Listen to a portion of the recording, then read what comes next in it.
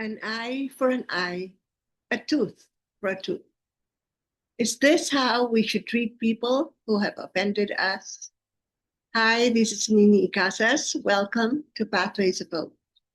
Join me as we reflect on a new way of living and loving that Jesus teaches us in today's gospel, Matthew chapter 5, verses 38 to 42.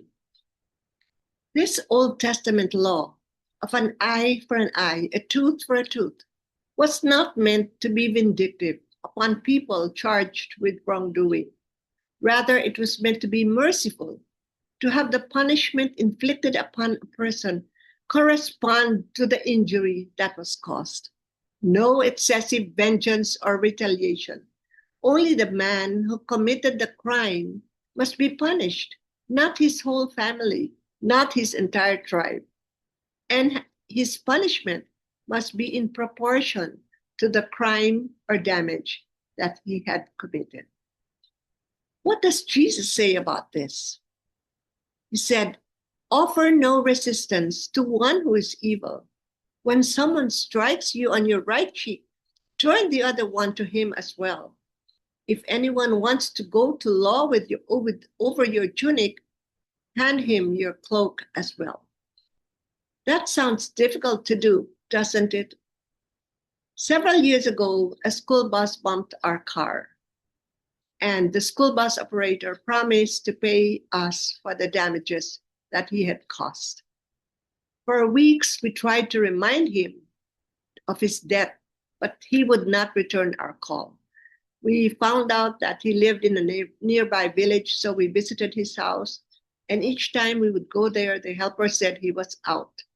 We were so angry and upset that it seemed like he was trying to avoid us.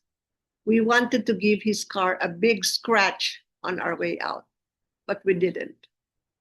One day that week, we attended a seminar on forgiveness, and we were taught to forgive and to pray for people who have offended us. And so that night, we prayed for this school bus operator.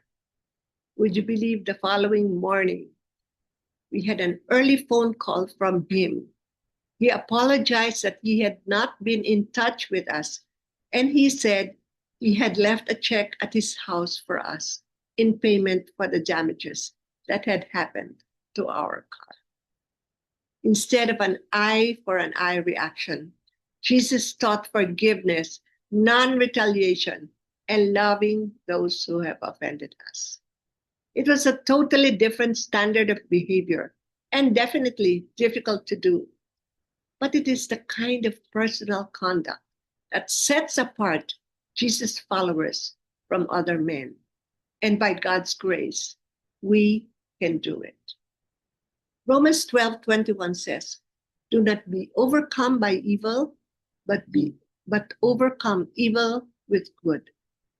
May we always respond to evil with goodness, forgiveness, and love, as Jesus taught us and showed us.